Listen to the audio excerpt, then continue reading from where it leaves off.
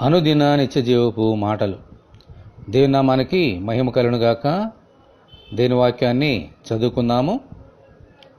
మీరు మీకు తెలియని దానిని ఆరాధించేవారు, మేము మాకు తెలిసిన దానిని ఆరాధించేవారం. యోహాను సువార్త 4వ అధ్యాయము 22వ వచనం. మనము ఏ కార్యమును తలపెట్టినా దాని యందు మనకు పూర్తి అవగాహన ఉంటే ఆ కార్యాన్ని జయప్రదముగా ముగించగలుగుతాం. చాలామందికి వారేం చేస్తున్నారో వారికే తెలియదు. పౌలు భక్తుడు ఏథెన్సులో సంచరించుచు వారి దేవతా ప్రతిమలను చూచుచుండగా ఒక బలిపీఠము అతనికి కనబడింది.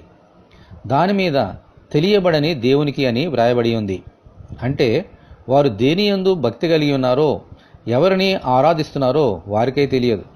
అది ఎలా ఫలవంతమవుతుంది? ఆ కనబడని దేవుడే మన ప్రభువైన యేసుక్రీస్తు ద్వారా ఈ లోకానికి ప్రత్యక్షమయ్యారు.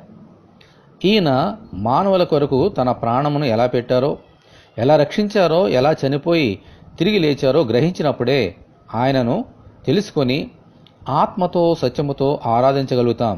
ఆమేన్, హల్లెలూయా. ఇదే నిజమైన ఆరాధన.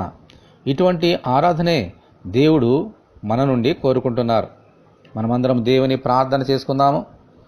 ప్రభువా, మీకు వందనాలు.